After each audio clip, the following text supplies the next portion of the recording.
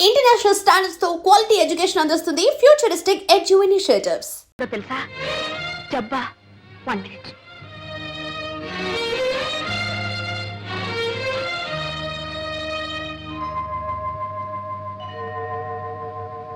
మూడు రోజుల వరకు మాకే తెలీదు. మందు మాకు తిండి తిప్పలు లేకుండా ఇంట్లోనే కూర్చున్నాడు. సింహం వచ్చి చెప్తే వెళ్ళి తీసుకొచ్చి డాక్టర్కి చూపించావు. ఎక్స్రేలు టెస్ట్లు అన్నీ చేయించావు. నీకు తెలియదు వదినా, నువ్వు లేని లోటు అన్ని మొహంలో స్పష్టంగా కనపడేది. ఆయనకి సగం జబ్బు అదే.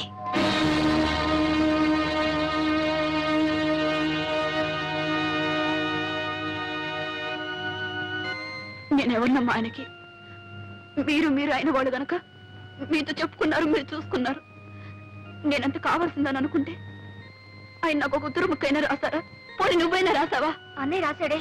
రాశారు అందరే. నేను అందరికి పరాయిదాని అయిపోయాను, ఎవరికి అక్కర్లేదని అయిపోయాను. అసలే ఆ డాక్టర్ పేరేంటి? కృష్ణమూర్తి. చూడమ్మా, భర్తకు భార్య డాక్టరు, నర్సు, మందులు అన్నీ. అలా ఉండాల్సిన నువ్వు వెళ్ళి పుట్టింట్లో కూర్చున్నావు. నాకు ఆయనకు సుస్థిగా ఉందని తెలియదు డాక్టర్. తెలుసుంటే వెంటనే వచ్చేసేదాన్ని. సరేలేమ్మా, మందులు ఇచ్చాంగా, అవి ఏమాత్రం పనిచేసినా పర్వాలేదు. లేకపోతే అప్పుడు ఆలోచిద్దాం, తర్వాత ఏం చేయాలి. లేదు డాక్టర్, నాకేదో భయంగా ఉంది. ఆయనకి ఏదైనా జరిగితే నేను బ్రతకలేను. ఆయన ఇంట్లోనే ఉన్నారు, ఒకసారి వచ్చి చూడండి. అలాగేనమ్మా, తప్పకుండా వస్తాను. థ్యాంక్ యూ డాక్టర్, వస్తాను. డాడీ, ఇంట్లో బాగాలేదా? లేదమ్మా. జ్వరమా? లేదమ్మా. తల్లొప్ప? లేదమ్మా, బానే ఉన్నారు. చెప్పరమ్మా, మనతో చెప్పరు. ఊళ్ళో వాళ్ళకైతే చెప్పుకుంటారు, మనకన్నా వాళ్ళేగా కావాల్సిన. దుర్గా, మరి ఇంకేమిటండి, నన్ను రాక్షసిని గయ్యాడిని చేయటానికి నాకు దిక్కు ముక్కు లేదు. నా భార్య నన్ను సరిగ్గా చూసుకోవటం లేదు అని నలుగురు అనుకోవాలనేగా ఆ సరళ ఇంటికి వెళ్ళి కూర్చున్నారు. దుర్గా, అంతకన్నా దిక్కులేని వాళ్ళ కోసం కట్టిన గవర్నమెంట్ ఆసుపత్రులు ఉన్నాయి, అక్కడికి వెళ్ళి చేరకపోయారా? నువ్వేం మాట్లాడుతున్నావో నీకు తెలుసా? మీరేం చేశారో మీకు తెలుసా? మీకు ఇంత సృష్టి చేస్తే నాకు ఒక ఉత్తరమైన రాశారా? ఆ మాత్రం బాధ్యత లేదా? ఆశా దుర్గా, నీకు ఉత్తరం రాశాను. మీకు ఎందుకంటే అబద్ధాలు చెప్తారు? మీ మనీ అటు అందినప్పుడు మీ ఉత్తరం అంతదా? సరే, ఎందుకండి ఇప్పుడు ఏమంతా?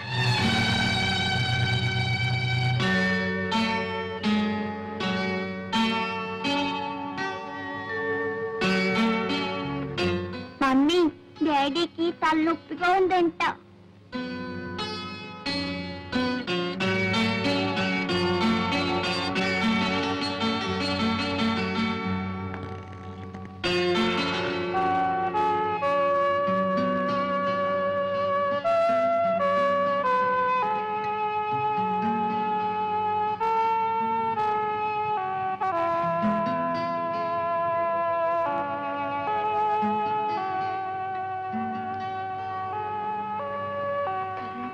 కొంచెం చెప్పకూడదా?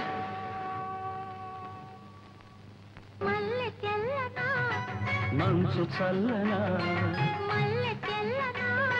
మంచు చల్లనా, మమత వెచ్చనా, మధుర భావన, అన్ని కలిసి ఉన్న మనసు చేయు అర్పణ, అనురాగ దేవతార్చన. అనురాగ దేవతార్చన.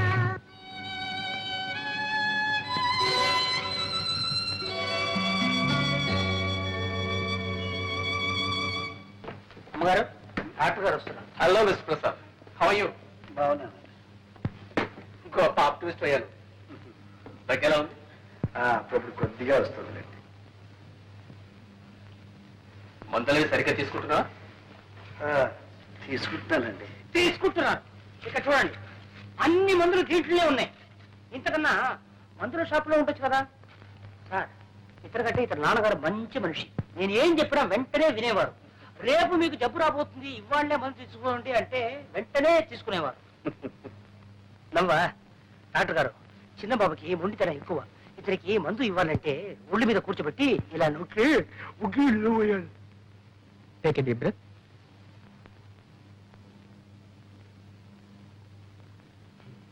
ఎలా ఉంది డాక్టర్? ఓసారి ఇలా రామ్మా.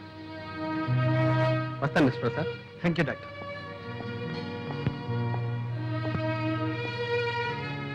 ఆయన పైకి బాగానే కనిపిస్తున్నా ఆరోగ్యంలో మాత్రం ఏమీ ఇంప్రూవ్మెంట్ కనిపించట్లేదు.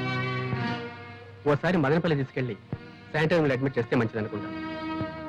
అక్కడ క్లైమేట్ ఆయన హెల్త్ చాలా హెల్ప్ చేస్తుంది. అలాగే డాక్టర్, వెంటనే తీసుకెళ్తాను. వెరీ గుడ్, వస్తానమ్మా.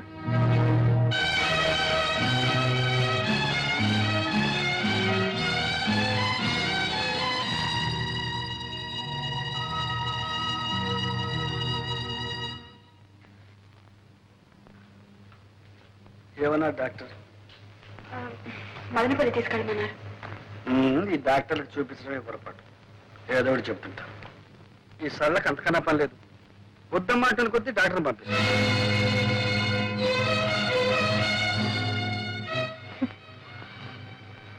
అభిమానం ఉంది కనుక పంపింది.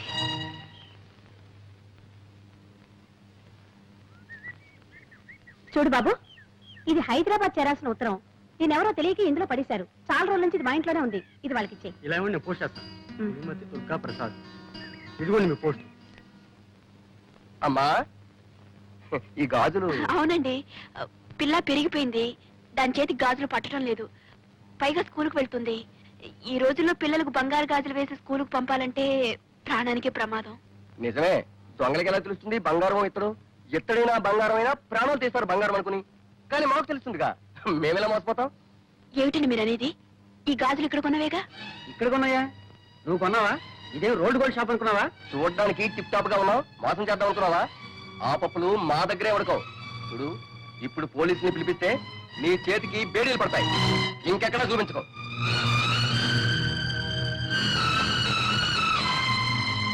మరి ఇది? అది బంగారమే, ఇక్కడ కొన్నదేనమ్మా. రెండు ఇక్కడే కొన్నవనుకున్నానండి, క్షమించండి. వదినా, ఏమిటి బట్టలు సర్దుతున్నావు? ప్రయాణమా? డాక్టర్ గారు మదనపల్లి తీసుకెళ్ళమన్నారు, వెళ్తున్నా. దుర్గా, మనం మదనపల్లి వెళ్ళడం లేదు. ఏ? నా దగ్గర డబ్బు లేదు. నా దగ్గర డబ్బుంది. ఎక్కడిది? నా పుట్టిన నుంచి తెచ్చింది కాదులేండి. నాకు తెలుసు ఆ డబ్బుని మీరు విషయంలా చూస్తారని. మరి ఇంకెక్కడిది? మీరు ఇంటి ఖర్చుకి ఇచ్చిన డబ్బుల్లో మిగుల్చుకుని దాచుకుంది. సరేనా? నువ్వు దాచుకున్న డబ్బు నీదే అవుతుంది. చూసావా చూసావా సరళ, నీది నాది అంటూ ఎలా వేరు చేసి మాట్లాడుతున్నారు. నేను కాదు వేరు చేసి, నువ్వు ఇచ్చిన డబ్బు అప్పుడే అయిపోయిందని అడిగిన దానికి ఏం చేశావు? మీరు ఇచ్చే ప్రతి పైసా లెక్క రాసి పెట్టాను. కావాలంటే చూసుకోండి, లెక్క పుస్తకం తీసుకొచ్చి నా మొహాన్ని కొట్టాను. చూడక్కర్లేదు అంటే నా డబ్బే నీకు అక్కర్లేదన్నా. ఇంత చిన్న విషయానికి రభస్ చేసి ఇంట్లో వెళ్ళిపోయాం. నా డబ్బు నీకు అక్కర్లేకపోయినప్పుడు నీ డబ్బు నాకెందుకు కావాలి? నీకేనా? నాకు ఉంది ఆత్మాభిమానం. ఓహో, ఆత్మాభిమానం ఉండేనా? సుస్థి చేసినప్పుడు సొంత ఇంటిని పెళ్ళాన్ని వద్దనుకుని ఎవరో పరాయవాడు మధు ఇంట్లో ఉన్నారు. ఆయన డబ్బు మీకు సొంతమైంది కదా? ఎందుకు కాదు? మొదటి నుంచి వాళ్ళ బంగళా, వాళ్ళ డబ్బు, వాళ్ళ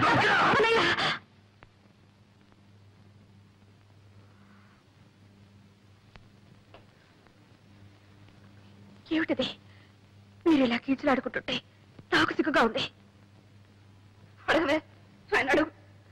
మదనపల్లికి వస్తారా లేదా అని అడుగు. చావనైనా చస్తాను కానీ నేను రాను. చూస్తారా? చచ్చి నన్ను సాధిస్తారా? సరే, మీ ఇష్టం. చచ్చిపోయిన తర్వాత ఎవరికి ఏ బాధ ఉండదు. దుర్గా, కొట్టవే, కొట్టు. ఆయనే నన్ను కొట్టడానికి వచ్చినప్పుడు నువ్వెందుకు కొట్టకూడదు? కొట్టు. నన్ను క్షమించు దుర్గా. చిచ్చి, అందరికి నేను లోకు అయిపోయాను. దుర్గా, అది కాదు దుర్గా. అన్నయ్య నువ్వెంత మాట అన్నావో తెలుసా? ఆయన నన్ను ఎంత నిర్లక్ష్యం చేస్తున్నారు. నేను ఎన్ని భరించానో, ఎన్ని దిగమింగుకున్నాను. నీకు తెలుసో తెలీదు, నేను డాక్టర్ని తీసుకొస్తే నువ్వు పంపావన్నారు. దానికి అర్థం ఏమిటి? ఆయనంటే నాకేమీ అక్కర్లేదనేగా. సరే, పొరపాటు అనుకోవచ్చు. నువ్వు పంపినా ఒకటే, నేను పంపినా ఒకటే. కన్న బిడ్డకి ఎప్పుడో బంగారు గాజులు తెచ్చిచ్చారు. అవసరానికి వాటిని అమ్మటానికి పోతే అవి గిల్టు అని తేలింది. ఆ షాప్ వాడు నన్ను ఎంత అసహ్యంగా మాట్లాడటో తెలుసా? లేకపోతే లేదని చెప్పొచ్చుగా. ఎందుకీ నాటకం? ఎవరిని మోసం చేయడానికి? ఆ కన్న బిడ్డనా? అవును, కన్నబిడ్డ. అందుకే ఆ చనువు తీసుకున్నా. నువ్వు కట్టుకున్న భార్యవే. ఆ చనువు తీసుకోగలిగానా? నిన్ను మోసం చేయగలిగానా? ఇదిగో, నీకు ఇచ్చిన ఆ నెక్లెస్ బంగారం. నీకు తెలుసలేదు? తెలుసు. దాన్ని అమ్మే డబ్బు తెచ్చాను. నా దగ్గర నగలు లెక్కారు. అది మీరిచ్చిన నగ మీ డబ్బు. దాన్ని వాడుకోవటానికి మీకెందుకు అభ్యంతరం? ఈ చిత్రవత ఆ నగ నీది, ఆ డబ్బు నీది. నీది నీది నీది ఏమిటి మీరు అనేది? నా డబ్బు మీకు అక్కర్లేదు, నేను తీసుకొచ్చిన డాక్టర్ మీకు అక్కర్లేదు, నా సేవ మీకు అక్కర్లేదు అంటే నేను మీకు అక్కర్లేదనే కదా? నేను మీకు అక్కర్లేదన్నప్పుడు ఎందుకుంటాను? ఎవరి కోసం ఉండాలి? మనసులో చోటున్న మనిషికి జీవితంలోనూ ఇంట్లోనూ చోటు ఉంటుంది. మీ మనసులో చోటు లేనప్పుడు మీ ఇంట్లో కూడా చోటు లేదు. చోట్లేని ఇంట్లో చోటు చేసుకుని బలవంతంగా బ్రతకాల్సిన కల్పన పట్ల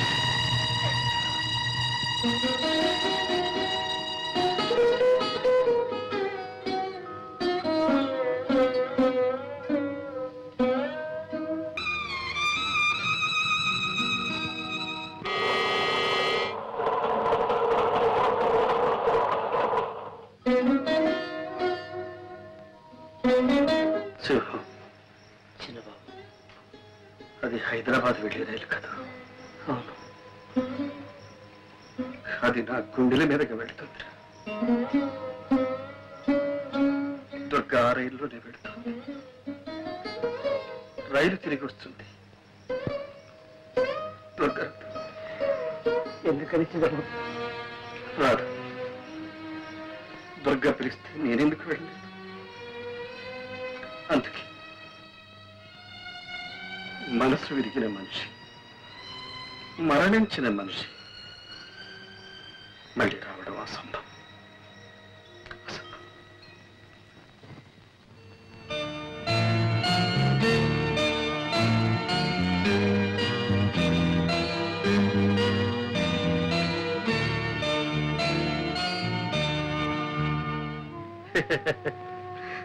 నాకు బాధలు ఎక్కడున్నాయమ్మా? దొరకలేకపోతే నేను ఒక్కడిని ఎక్కడైనా ఎలాగైనా బ్రతకాలి, హాయిగా బ్రతకాలి. దుర్గ లేకపోవడమే నీకు హాయిగా ఉందా అన్నయ్య? బాధలు లేకపోవడమే హాయి కదమ్మా. ఒక్క మాట అడుగుతాను, చెప్పన్నయ్యా. నీ అప్పులు నీ బాధలు దుర్గకి ఎన్నడైనా చెప్పావా? లేదు. ఏ ఎందుకు చెప్పలేదు? సరే, మొగుడిని ప్రేమించడం వేరు, అర్థం చేసుకోవడం వేరు. దుర్గకు ప్రేమించడమే తెలుసు, అర్థం చేసుకోవడం తెలియదు. ఆమెకి చేతగా. అలాగని ఆమెకేమీ చెప్పకుండా అన్నీ దాచుకున్నావు. నీ కష్ట సుఖాలు చెప్పలేదు, నీ ఇష్టాలు చెప్పలేదు. నువ్వేం చేస్తున్నావు, ఎలా సంపాదిస్తున్నావు, ఎంత సంపాదిస్తున్నావో ఆమెకి తెలియదు. చివరికి నీ వినోదం కోసం నువ్వే చక్రపాణి అన్న సంగతి కూడా ఆమెకి తెలియకుండా దాచుకున్నావు. ఇన్ని దాచుకున్న భర్తను ఏ భార్య అయినా ఎలా అర్థం చేసుకుంటుంది? అతని బాధల్ని ఎలా పంచుకోగలుగుతుంది? అన్నయ్య, దొరికేలా కావడానికి నువ్వే కారణం. నిజమేనమ్మా, అన్ని దాచుకున్నాను, మింగుకున్నాను. 4 ఏళ్ళు తన అర్థం లేని ఆత్మాభిమానాన్ని, అహంకారాన్ని సహించాను, భరించాను. సొంతలు విడిచిపెట్టి అద్దెకుంపు వచ్చినప్పుడే చెప్పారు, మీ పుట్టింటి నుంచి ఏమీ తెప్పించుకోవద్దు. వినదా? ఎన్నిసార్లు అన్నది? మీకు వీలు కాకపోతే చెప్పండి, నా పుట్టింటి నుంచి తెప్పించుకుంటారు. ఎన్నిసార్లు నా పేదరికాన్ని గుర్తు చేసింది. ఆ బాధ నీకు తెలియదమ్మా. తను ఏ ఆట ఆడినా, ఏ పాట పాడినా నేను కదలను. ఇల్లే అమ్ముకున్నాను, అప్లై చేశాను, ఏం చేశాను? నన్ను సుఖపెట్టడానికి, సంతోషపెట్టడానికి ప్రయత్నించాను. నా స్థితి తనకు మాత్రం తెలియదా? ఏం చేస్తున్నారు, ఎక్కడి నుంచి తెస్తున్నారని ఒకసారి అడిగిందా? ఫ్రిడ్జ్ అని, టీవీ అని, కనీసం ఇన్స్టాల్మెంట్ లో కొనాలని అన్ని పెంచుకుంటూ పోయి, తెచ్చిస్తే తీసుకునేది, తెచ్చకపోతే తెప్పించుకుంటాను అనేది. అలాంటి దాంతో ఏం చెప్పమంటావు, ఏం చేయమంటావు? అయిపోయి నా ఓపిక కూడా ఓకే. నేను అలా కాదు. అన్నయ్యా, ఇన్నాళ్ళు నా మనసు ఒంటి స్తంభం మేడలా ఒక్క దుర్గపైనే ఆధారపడి తను వెళ్ళిపోయింది. అది కాస్త కూలి.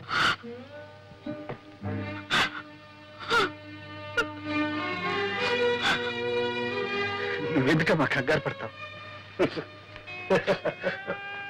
నేను చచ్చిపోతాననుకుంటున్నావా? నో, లేదా, నేను అంత తేలిగ్గా చచ్చిపోలే.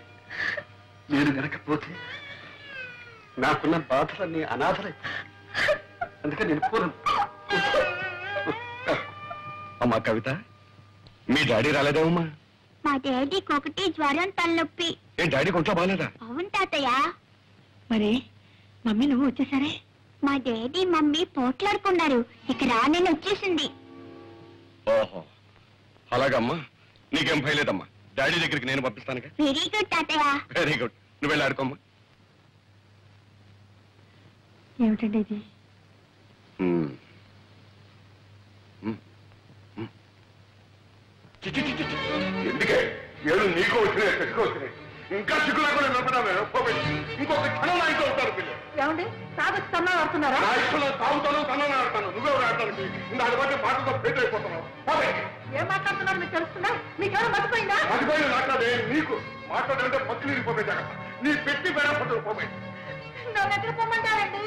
ఎక్కడ పోవాలో అది కూడా నేను చెప్పాలా మొగుడు వదిలిపెట్టినారది మొగుడు వదిలిపెట్టినారది ఎక్కడికి వెళ్ళాలో నాకంటే నీ కూతురు బాగా తెలిసే దాని చెప్తుంది ఇగో నీ పుట్టింటికి పోతావో లేకపోతే ఎక్కడ పోతావో మళ్ళీ ఈ జన్మలో నీ మొహం చూపెట్టు మొగుడంటే ఇల్లంటే ఒక గౌరవం ఉండదు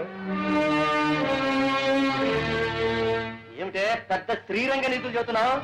నేను మగాణ్ణి నీ మొగుణ్ణి నా అవసరాలు నాకుంటాయి అవన్నీ నీతో చెప్పాలా? నాకు అర్జెంటుగా ₹1,00,000 కావాలి. పోయి పుట్టింటికి వెళ్ళి తీసురా. ఉన్నాయి కానీ ఈ అప్పకు లక్షలు కోట్లు. అయ్యో ఏమిటి నీ కర్మ? మా నాన్న ఏమని అడుగుతానండి? అడిగితే మీరంత చులకడైపోతారు. పుట్టి నుంచి డబ్బు తెస్తే మీ మర్యాద ఉంటుందండి. మర్యాద ఏమిటే మర్యాద? నీకు కావాల్సిన తెచ్చుకున్నావుగా నగరం చీరలు బీరువాలు పోషణలు ఏ నాకు తెచ్చారా నీ మర్యాద? ఆడదాని మీద జీవితావా? నీకు సిగ్గు లేదు? ఏమో ఏంటి సిగ్గు గిగ్గు అంటున్నావు? ఇది మా భార్య భర్తల విషయం. నువ్వెవరు కలుగు చేసుకోవడానికి? నీ ఇంట్లో నీ పెత్తనం చలాయించుకో. ఇది నా ఇల్లు. నేనేనాడు ఇంట్లో కాలు పెట్టానో ఆనాడు నా ఇల్లు. నీకేం సంబంధం? వదిన మొగుడితో ఏదో బుద్ధిగా పాపం చేస్తున్న దానిలో తగుదనమ్మా అని వచ్చి నీతో చెప్తుంది నీతులు.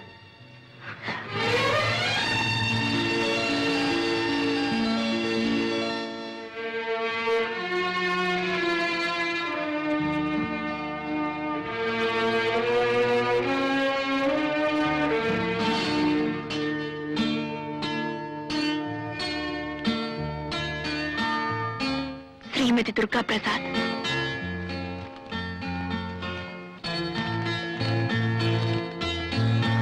దుర్గా నువ్వు వెళ్ళా. ఈ ఇల్లు నా కళ్ళు నా మనసు అంతా ఖాళీ అయిపోయింది. నా ఆరోగ్యం బాగోలేదు. తొందరగా రా. వీలైతే త్వరలో కొంత డబ్బు పంపిస్తాను. ఈ ప్రసాద్. మీకింత సుస్థి చేస్తే నాకు ఒక్క ఉత్తరమైన రాశారా? అంత మాత్రం బాధ్యత లేదా? రాశాను దుర్గా నీ ఉత్తరం రాశాను. ఎందుకండి అబద్ధాలు చెప్తారు? మీ మనీ ఆర్డర్ అందినప్పుడు మీ ఉత్తరం అందదా?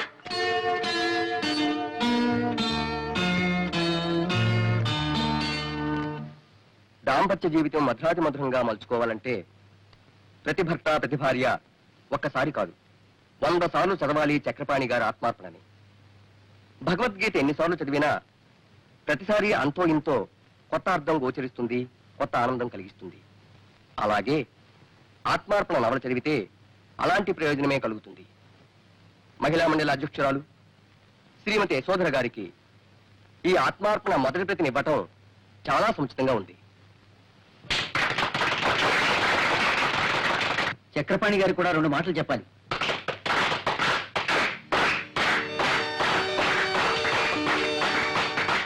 మిత్రులందరికీ నమస్కారం. ఒక రచయితని గాని కళాకారుణ్ణి గాని తను చేసిన ప్రయోగాల గురించి తననే మాట్లాడమనడం అంత న్యాయం కాదు. ఎందుకంటే అతనేదైనా చెప్పదలుచుకుంటే అతని రచనలే చెబుతాయి కాబట్టి. మరేదైనా కొత్త సమస్య తలెత్తితే మరో కొత్త రచన పుట్టుకొస్తుంది, అంతే. సెలవు.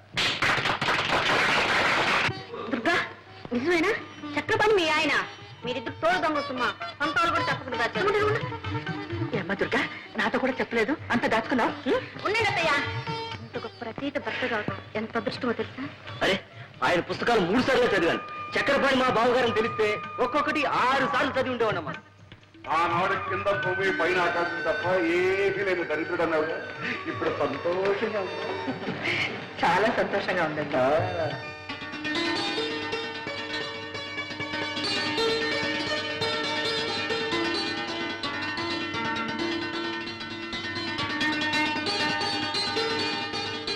కలం పేరు చక్రపాణి, అసలు పేరు ప్రసాద్. కలం పేరు చక్రపాణి వాడొక బచ్చ పుట్టి 2 ఏళ్ళయింది. పంది పిల్లల్ని ఏంటని చూడు.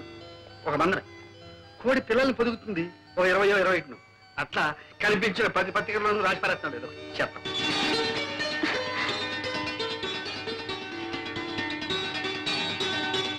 ఆత్మార్పణకు మరో పేరేనా చెల్లి సర్. చెల్లి సరళకు అంకితం.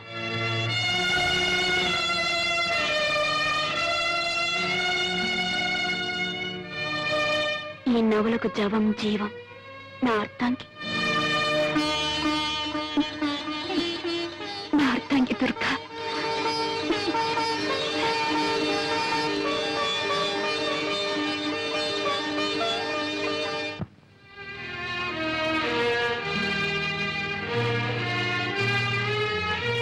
సరళ వదినా వచ్చావా? అవును సరళ, సరాసరి నీ దగ్గరికి వచ్చేసాను. మీ అన్నయ్య దగ్గరికి వెళ్ళాలంటే నాకెందుకో జంకగా ఉంది. చాలా ఆలస్యంగా వచ్చావు వదినా. అన్నయ్య నీకు శాశ్వతంగా దూరం అయ్యే వరకు నువ్వు పట్టించుకోనే లేదు. సరళ ఏమైంది? సరళ ఏమైంది? కంగారు పడకు, నాకంతా అయోమయంగా ఉంది. సరళ ప్లీజ్, ఏమైంది? నువ్వు వెళ్ళిపోయిన తర్వాత అన్నయ్య ఎంత కష్టంలో ఇరుక్కున్నాడో తెలుసా? సేఠ్ ఎందుకు ఈ గొడవ? గొడవ?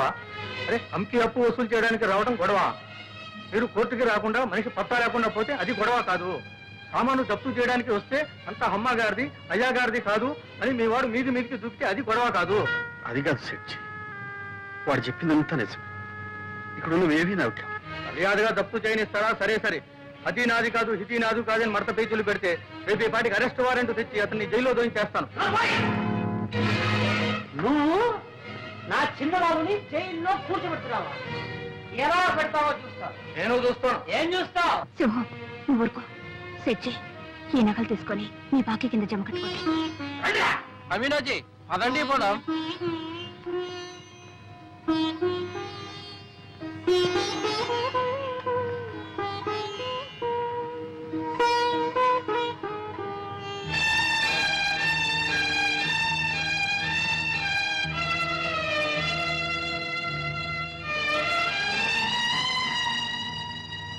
సరళ,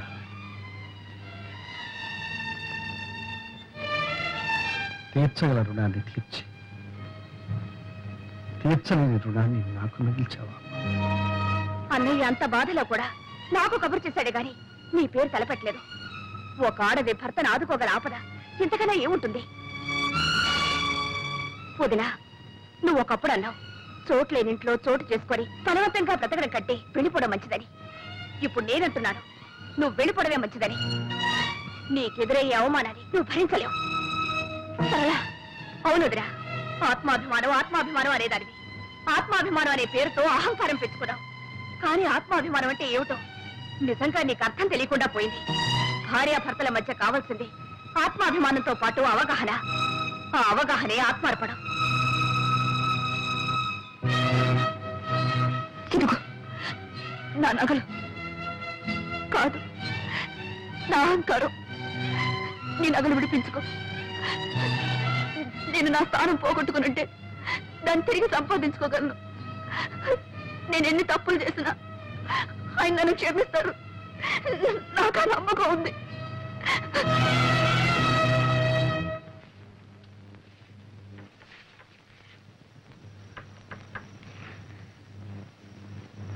కవిత, నువ్వు ముందు వెళ్ళమ్మా.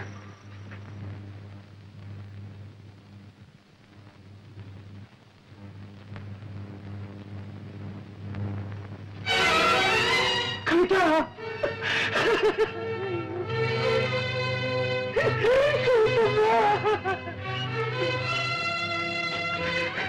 అమ్మ రాలేదమ్మా. అమ్మ వచ్చిందా?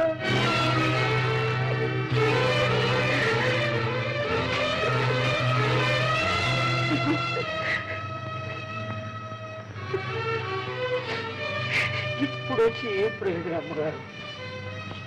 అంతా అయిపోయింది. ఏం జరిగింది? అసలు విషయం ఏమిటో చెప్పు. విషయం ఏముందమ్మా, ఒకటే విషయం. జీవితంలో ఆఖరి నాటకం ఆడిపోతున్నానని చెప్పి చిన్నబాబు వెళ్ళిపోయాడమ్మా. నాకేదో బతిగా ఉందప్ప. ఆయన ఆఖరి నాటకం చెప్పినా కూడా వెంట వెళ్లకుండా ఇక్కడే ఉన్నావా? ఇదే ఆయన మీద నీకున్న విశ్వాసం. దుర్గమ్మ, నా విశ్వాసాన్ని గురించి అడుగుతున్నారా? చిన్నబాబు దగ్గర మీరు ఎప్పుడు వచ్చారమ్మా? నా తర్వాతేగా.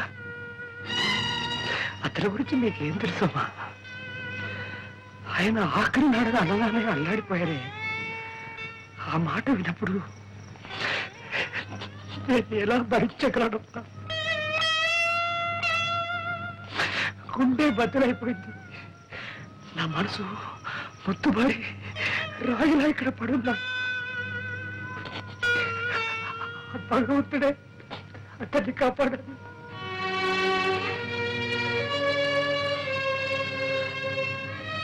నాటకం ఎక్కడ?